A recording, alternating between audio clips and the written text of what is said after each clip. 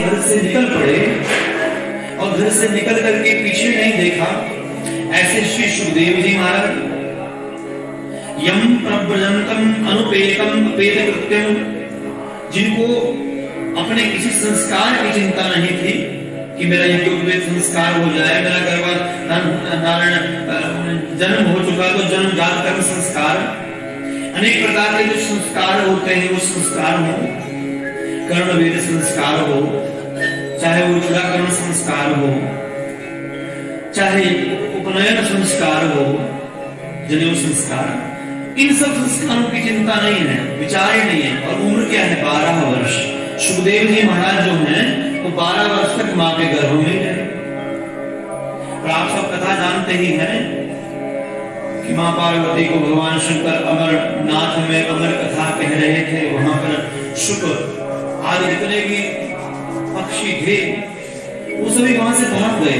मात्र एक शुक का, एक तोते का छोटा सा, पर अभी तो नव जो अंड था, बिल्कुल नया नया अंड था, वो उसमें जो विराजमान है सुखदेव जी महाराज, श्री राधा रानी के निज शुक है, वो अपने शुक है, वो निज शुक जो उसमें विराजमान थे श्री राधा रानी के, उन्होंने पूरी कथा का श्रवण किया। माता पार्वती कथा श्रवण करते करते हुंकारा करती और भगवान शंकर ध्यान समाधि में कथा कहते भाव में। माता पार्वती सुनती रहती, हुंकार भरती रहती, महाराज जी महाराज। पहले के समय में हमारे यहाँ परंपरा थी भारत में, अभी भी कहीं गांव में होगी शायद, कि जो यजमान होते थे ना वो कहते थे जी महाराज। कथा व्यास जी कथा कर रहे हैं तो वो बोलते हैं जी महाराज। बोलिए जय श्री कृष्ण या जय हो महाराज, क्योंकि जय हो का बड़ा भारी मतलब है।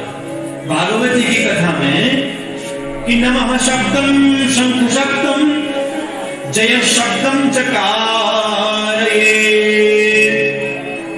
बार बार कौन कौन से शब्द बोलने चाहिए? जयकारे का शब्द। बोलो वृंदावन बिहारी लाल की जयकारा शब्द है। हाँ, क्योंकि सब जब थोड़ा हाथ उठाते हैं तो हमें लगता है कि नहीं सब सुन रहे हैं और हमारी कथा को सब स्वीकार कर रहे हैं।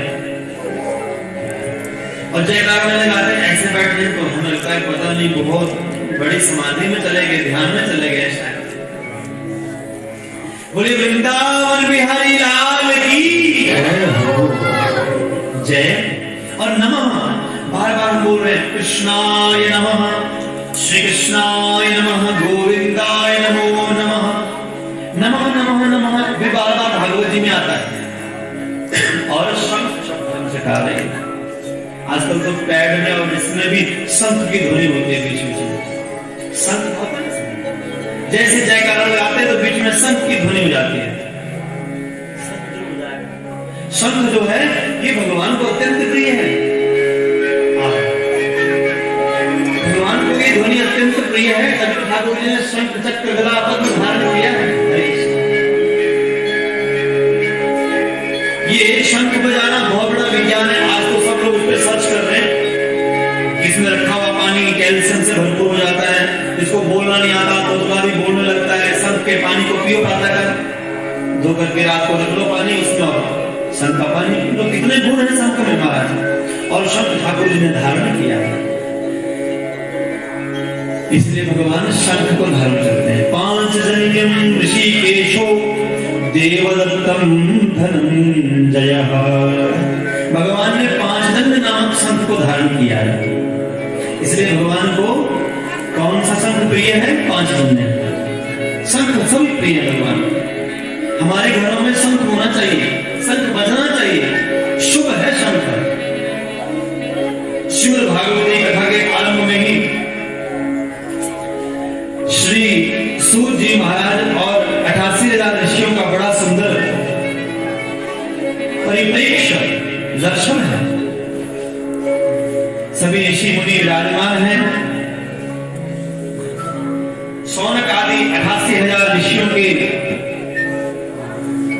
समक्ष श्री सूत जी महाराज विराजमान। सूत जी महाराज की जय हो। इन्हें विशेष ऋषिया शौनकादयः।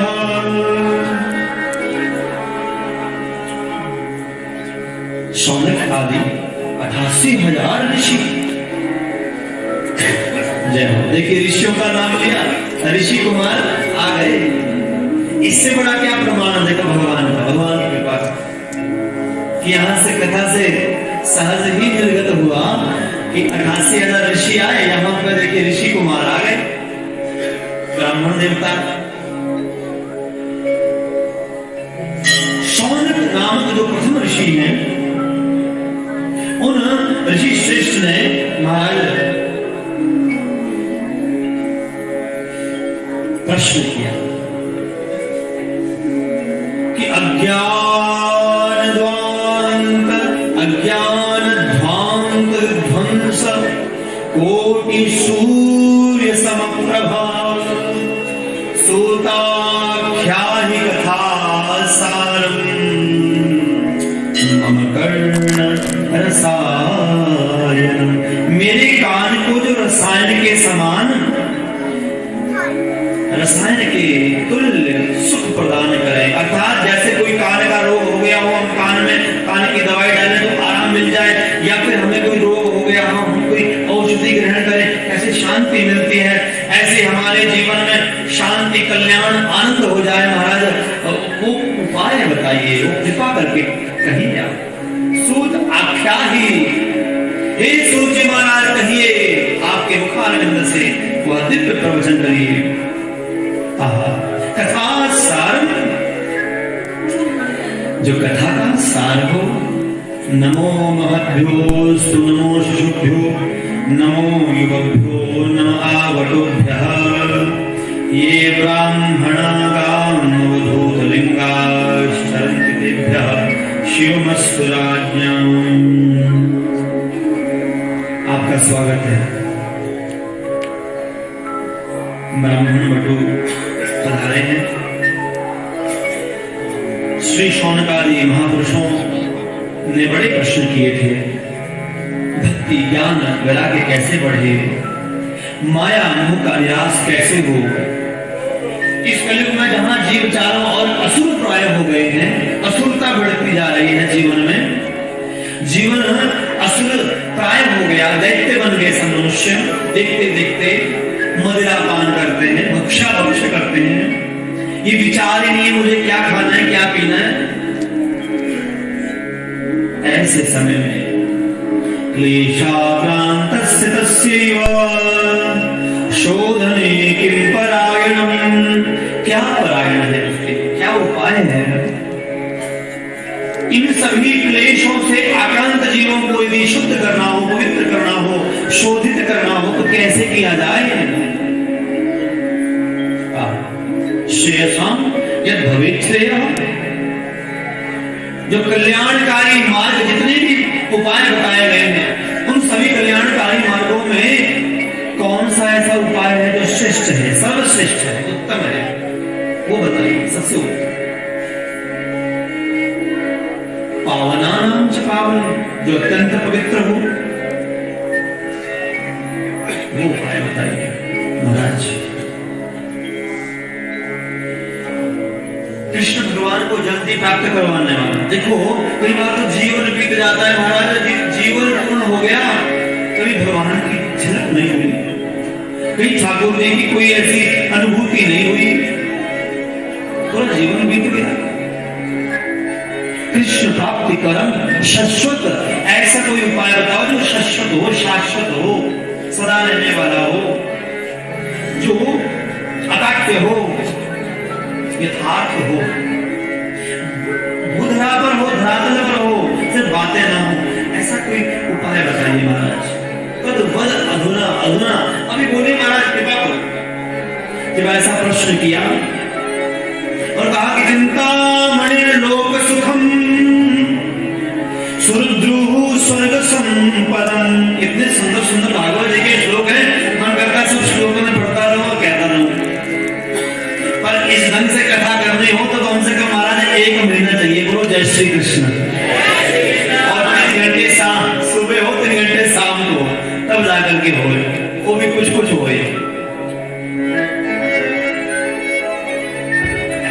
सुंदर भागवत। चिंतामणि लोक सुखम, चिंतामणि सब प्रकार के लौकिक सुखों को देने वाली होती है। स्वर्ग का जो दिव्य तरु है, कल्प तरु, वो स्वर्ग की संपदाओं को देने वाला होता है। पर गुरुजी कृपा कर दें, आचार्य ब्राह्मण देवता कृपा कर दें, तो प्रयच्छति गुरु प्रीतो वैकुंठम योगी दुर्लभम। योगियों के लिए जो दुर्लभ है महाराज, वो वैकुंठ प्राप्त हो जाता है, वो विकुंठावस्था। अब इसको समझिए, जीवन में कोई कुंठा ना हो आपके जीवन में। कुंठा का मतलब है अंदर कोई ग्रंथि ना हो, कोई बंधन ना हो अंदर, आप बिल्कुल मुक्त भाव से वैकुंठ अवस्था को प्राप्त हो जाते हैं।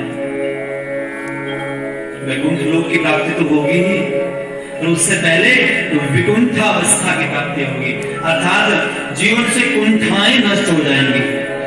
जितनी भी कुंठाएं हैं वो कैसे कैसे नष्ट होंगी महाराज, वो उपाय बताइए। वैकुंठम योगी दुर्लभम, योगियों के लिए दुर्लभ वैकुंठ है वो कैसे प्राप्त होगा? तो सूर्य जी महाराज बड़े दिव्य भाव से प्रीति ही शौनक जितते थे, प्रसन्न होकर के कहने लगे, हे शौनक जी, आपके हृदय में भगवान की प्रीति है, प्रेम है, इसलिए मैं आपको उपाय बता रहा हूं। सबसे श्रेष्ठ उपाय क्या है वो बताता हूं। बताया कि सावधानतया सुनो, सावधानी से सुनना, ध्यान इधर से उधर न जाए। इस संसार में श्रीमद् भागवत शास्त्र ही एकमात्र ऐसा है जो सुखदेव जी ने गाया, परमहंस शिरोमणि ने गाया।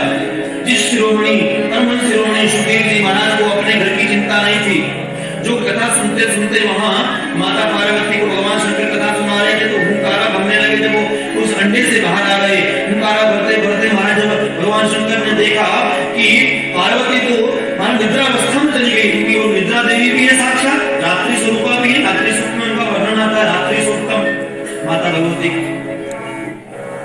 निद्रा स्वरूपा भी या देवी सर्वभूतेषु निद्रा रूपेण संस्थिता। निद्रा स्वरूपा हो गई भगवती माँ। तो यहाँ भगवान शंकर को बड़ी चिंता हुई कि मैंने भागवत तत्व किसको सुना दिया, क्योंकि इसको सुनने का अधिकारी सब नहीं, आज तो हम सब सुन रहे हैं, ऐसी कृपा है हम पर।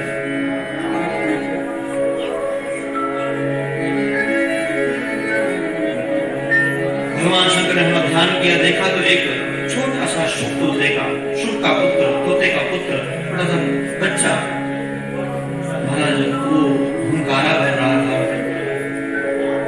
और भगवान शंकर उसके पीछे भागे थे। अभी जो मारने की बात है तो लीला है, भगवान शंकर जो भगवान की कथा सुनेगा उसे मारेंगे नहीं, वो तो लीला है ऐसे ठाकुर जी की। तो डराने के भाव से वो भागे पीछे पीछे भगवान शंकर त्रिशूल लेके, जैसे भगवान भागे हैं शिव जी के पीछे, तो सुखदेव जी वेदव्यास जी की माँ नारायण, वेदव्यास जी धर्म पत्नी है, सुखदेव जी की माता, उनके मुख में प्रवेश करते हैं सुखदेव जी, और समय आने पे 12 साल तक अंदर रहते हैं गर्भ में। 12 वर्ष तक जब गर्भगत रहे, गर्भ में ही रहे, बड़ी प्रार्थनाएं की, बार बार उन्होंने विनय किया वेदव्यास जी ने, क्या बाहर आ जाइए महाराज, परमहंस शिरोमणि जानते हैं ना कौन है मेरा पुत्र, और पुत्र के लिए उनका प्रेम नहीं है, भगवान के भक्त हैं, उनके लिए प्रेम है वेदव्यास जी का।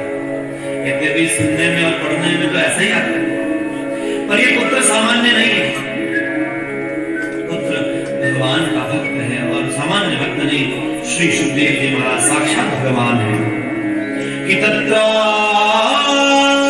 भगवान व्यास पुत्रो यदृच्छया गाम अटमानो नपेक्षः।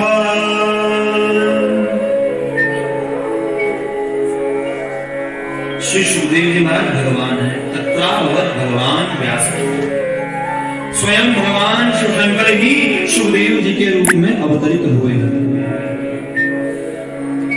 यही पहले भगवान हरि ही सुखदेव जी के रूप में अवतरित हुए। यो हरि ही सैव हर हर हरि में कोई भेद नहीं। जय हो सुखदेव जी महाराज जी, बड़ी कृपा करके उन्होंने भागवत जी को प्रकट किया। यह भागवत तत्व कि काल व्याल मुखग्रास त्रास निर्नाश हेतवे सूता श्रीमद्भागवतं शास्त्रं कलौ कीरेण भाषितम्। सुखदेव जी महाराज ने कलयुग में वेद तत्व को, वेद उपनिषद सामान्य लोग नहीं समझ सकते, उसको समझाने के लिए भागवत तत्व को प्रकट किया।